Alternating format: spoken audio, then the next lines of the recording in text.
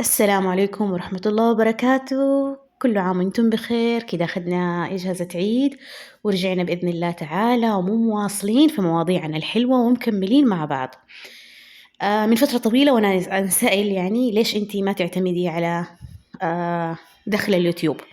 غيرك كثير معتمدين على دخل اليوتيوب، ليش أنتي ما تعتمدي على دخل اليوتيوب؟ طيب، أنا تكلمت طبعا للي قديم معايا، اتكلمت قبل كده وقلت لكم أنا من أكثر من 10 سنين كنت على منصة اليوتيوب.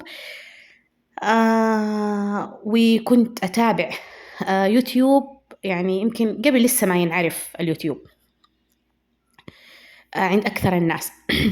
كنت أتابع، طبعا كانت القنوات أكثر من 99% أجنبية، في أوروبية، في برتغالية، في برازيلية، في كثير من أوروبا، في من أمريكا قنوات كنت أتابعها. طبعا ما كانت منصة اليوتيوب ما كانت تسمح بالترجمة، فأنا كنت أجتهد.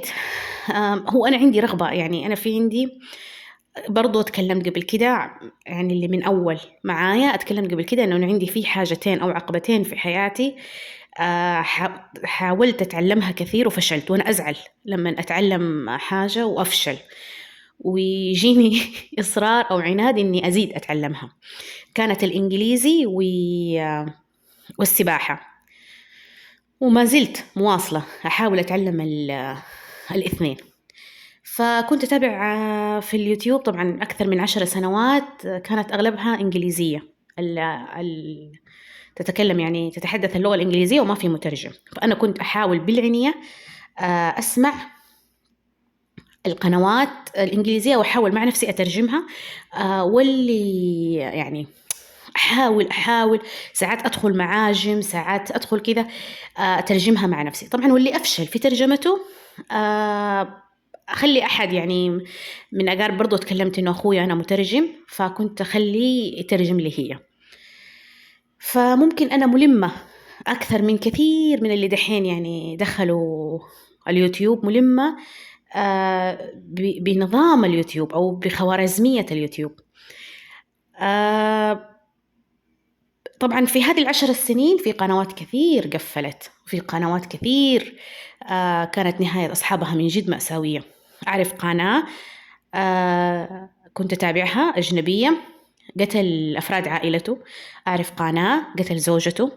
أعرف قنوات فشلت وخسرت. فأنا ملمة جيدا، يعني شفت يا بخت، احنا نقولها المكة، يا بخت من كانوا له الناس عبرة ولا كان للناس عبرة. فاليوتيوب ما هو مكان جيد انك تعتمدي عليه كليا لو ما عندك دخل اضافي، في دخل حلو. لانه في البداية كذا ممكن يعطيكي دخل، وبعدين مع الأيام حيقل، ما هو ثابت دخله، وممكن القناة تنتهي، ممكن القناة تتهكر، ممكن قناة زي أحمد وزينة معروفين عندنا توقف عليها الربح. الحين موقف عليها الربح 3 سنين أو سنتين. حاولوا تخيلي هم معتمدين فقط، يعني لو كانوا معتمدين فقط. طبعا اليوم بحكيكم حكاية الجميلة اللي طلعت أول الفيديو، اللي هي تارا هندرسون. تارا هندرسون من القنوات اللي كنت أتابعها من 6 سنوات. هذه ربة منزل. أنا أحكيكم حكايتها. طبعا أنا بدور طريقة أفهمكم ليش أنا ما أعتمد على اليوتيوب بطريقة ما تزعل اللي حواليا، عشان أنا ما أبغى مشاكل. أنا فعلا ما أبغى مشاكل. طيب أنا بغير بس المكان لأنه هنا في صوت دق من البنايات اللي جنبنا، فغير المكان وأكمل معاكم. تارا هندرسون من أبطال القنوات. نحكيكم الحكاية حقتها علشان تفهموا.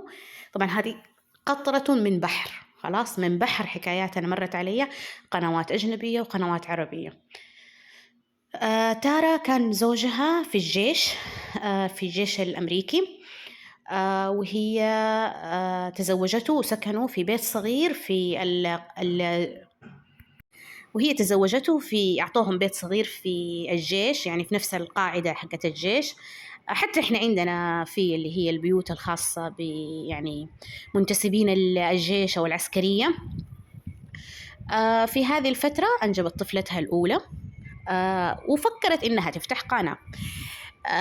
ما كان عندها أصلا إمكانيات لهذه القناة، كانت كل ما تملك في هذه القناة نفس الجوال حقها، لدرجة إنه ما عندها إستاند، فكانت تصور ما يقارب سنة أو سنتين أو سنة ونص ممكن وهي جالسة، يعني ما تقدر تتحرك على الكنبة حقتها، كانت جالسة وتصور لنا بداية حياتها.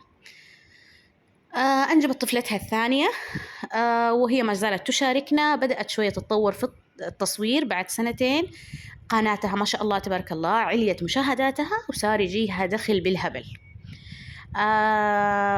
انتقلت من هذاك البيت الصغير. طبعا قالت لزوجها خلاص ما احنا مش محتاجين التجنيد والعسكرية. وبرغم انه زوجها كانت في فترة من الفترات كانت معانا، زوجها شارك في أكثر من معارك. المهم ما ندخل في التفاصيل. قالت لي زوجها إحنا أصلا مش محتاجين العسكرية والتجنيد، وراحت أخذت لها فيلا ثانية ما شاء الله تبارك الله حلوة. وفتحت أول مشروع لها كان عبارة عن زيوت عطرية. طبعا فاكرين ضجة الزيوت العطرية إنه زيت اللافندر يسبب مدري إيه، وزيت الليمون مدري إيش يسوي، وزيت الآن نفس الفكرة حتى موضة فكرة والهجة اللي دحين جاية دي حقت الطاقة والسحب ومش عارف إيه. جات فترة كده برضو، يعني طبعا هذا كلام قديم يمكن من أكثر من 4 سنين، على الزيوت وعلى فوائدها العطرية. فتحت أول شركة حق زيوت عطرية ومشي الأمر ما شاء الله تبارك الله، أمورها صارت فوق. تارا وزوجها خلاص يعني كان قاعد في البيت. شوية شوية ما شاء الله تبارك الله انتقلت إلى فيلا أكبر. خلاص طبعا هذا كلام مو في يوم وليلة، هذا على مدار 6 سنوات. انتقلت إلى فيلا قصر مو فيلا. طبعا هي بعد فترة من اليوتيوب ما شاء الله تبارك الله صارت تجيها شراكات، وصار لها منظمين للقناة، وصار عندها بيبي سيتر، وصار عندها مدبرة منزل، وأمورها كويسة يعني. واشتروا سيارتين وكانوا كل سنة يسافروا، وأمور تارا مرة كويسة. وزوجها ما زال قاعد في البيت. فتحت كمان فترة بعد فترة شركة ملابس أو موقع حق ملابس، صارت تجيب من الصين ملابس وتبيع ملابس، يعني حاجة زي الشيئين عندنا، وصارت تطبع عليها عبارات. المهم تارا في أحسن حال يعني. اليوتيوب بيضخ كل أمواله عليها، وأمور قناتها ماشية وما شاء الله، وتجيها شراكات وتجيها فعاليات.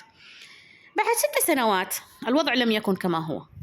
طلعت كثير قنوات، صارت قناتها ربحها أقل، انفرضت ضرائب على قناتها، انقلب الحال. طبعا باعت الشركة، أول حاجة تخلت عنها شركة الزيوت العطرية. بعدين صح في الوسط كمان كانت ضمن شركة، يعني هي مو شركة لها الحالة، منظفات عضوية. تخلت عن شراكتها في المنظفات العضوية، تخلت عن باعت الشركة حقت العطور. تدنى الحال أكثر من كده في الفترة هذه الآن. باعت شركة الملابس حقتها، وزوجها الآن يشتغل متطوع في كنيسة، يعني يعطوهم شيء بسيط من هذا العمل التطوعي في كنيسة. وبتبيع الآن الفيلا الكبيرة لأنه هي ما عاد قادرة على مصاريفها، وأيضا كمان هي عندها ديون. والآن زوجها بيرجع يكمل دراسته على أمل إنه يلاقي وظيفة. طبعا هذه القصة قصة واحدة من تريليونات القصص. فأنت أو أنتي لو متوقعة إنه اليوتيوب هو الدخل يعني الدخل اللي راح يغنيك، فأنت غلطان. اليوتيوب شركة قائمة على خوارزميات، خلاص قائمة على مواضيع احنا مو قادرين يعني بالضبط يعني نلم بيها. وقبل كده سمعت واحد متخصص في اليوتيوب يقول كل يوم بتتغير أموره، فهي ممكن انت تعتبريها مرحلة انتقالية، لكن هو الأفضل انه يكون عندك وظيفة. يعني لو قلنا انه تارا كانت عندها وظيفة وزوجها كان عنده وظيفة مثلا، يعني نعطي مثل، خلاص ممكن كان الدخل أقل، كان ممكن حتى يعني حياتهم ما كان فيها هذا البذخ، كان ممكن اشتروا شقة صغيرة وكان عاشوا، كانت الأمور ما تتغير. حتى لو إنها خرجت من هذه الوظيفة هي أصلا متعودة على دخل بسيط. اللهم نعوذ بك من زوال نعمتك وتحول عافيتك وفجاءة نقمتك.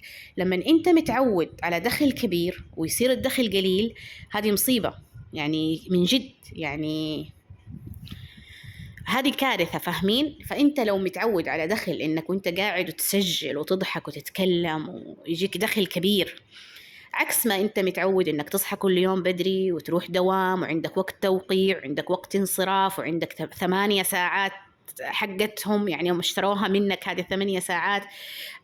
فأنت متعود على إنك تتعب وعلى إنك تشقى على الريال، عكس ما أنت قاعد تضحك وتهرج وتجيك ملايين.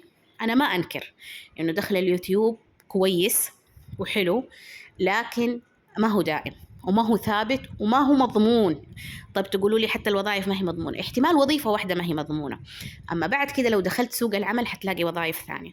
وأيضا أنت مش حتنتقل من طبقة كبيرة إلى طبقة أصغر مرة، يعني هو أنت حتعيش موظف. يعني حتى لو تخرجت من هذه الوظيفة خرجت من هذه الوظيفة حتجيك وظيفة مقاربة لها في الدخل، مقاربة لها بعدين أنت أعتدت إنك تصرف في حدود المعقول. أما مثلا في اليوتيوب تجيك ضربات حظ، يجيك شهر دخلك مرة كبير وما تلاقي دخل في الشهر الثاني، تقوم أنت تسوي طرق مشروعة وطرق غير مشروعة خلاص علشان أنت ترجع ترفع قناتك. القنوات ما هي مضمونة أبدا أبدا أبدا أبدا. أنا أنصح كل بنت فعلا تفتح قناة، يعني أي واحدة عندها موهبة تصوير أوكي تفتح قناة، بس أنت ليش لا تعتمدي عليها خلاص؟ علشان أول حاجة هي خوارزميات اليوتيوب، الثاني حاجة لو فتحتيها وبدأتي في يوم حيجيكي حاجة كده زي الإدرانيل، يعني شهر جبتي مبلغ كبير حتحسي بأنه كل شهر حيجي ذا المبلغ، لا أبدا ما هي مضمونة. ممكن الآن قناتك لها متابعين، ممكن بعد شوية ما عاد لها متابعين، ممكن تتهكر، ممكن اليوتيوب يحذفها، ممكن يفرض عليكي عقوبات، ما في شيء مضمون، ما في أبدا حاجة مضمونة. ممكن تدخلي في جرائم إلكترونية. في الفترة الأخيرة إحنا شايفين في السناب كثير ناس يعني دخلوا السجن بسبب سناب، ناس دخلوا السجن بسبب مقاطع يوتيوب. ممكن هذه الجرائم الإلكترونية ممكن تفرض عليك عقوبات خلاص. فأنت لما تتجاوز الحد، يعني عشان بسبب إنك تبغي تحصلي على دخل كبير، ممكن تتجاوز الحد وتودي نفسك من جد في داهية. يعني ما أعرف، بس يعني أوكي، يعني لو أنت كانت هي كعنصر مساعد أوكي، أما إنك تعتمدي عليها كوظيفة أبدا أبدا. ولا تقولي طب ما أنا أدخل وبعدين أسوي مشاريع، لا، لما تتعودي على دخل كبير مش لما تتعودي على دخل صغير. مش زي لما تكوني كل شهر تجيبي مبلغ وقدره وتصيري على تحت وظيفة أو تصيري على تحت مشروع دخله محدود أو دخله مقدر أو دخله يعني معروف. كده إن شاء الله ما كنت زعلت أحد، وكده إن شاء الله وصلت لكم فكرتي وأنا ليش ضد فكرة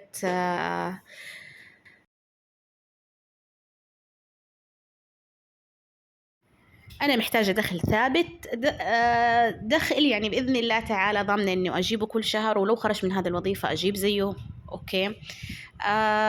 أتمنى إنكم فهمتوا الفكرة اللي أنا بوصلها، وشكرا لكم.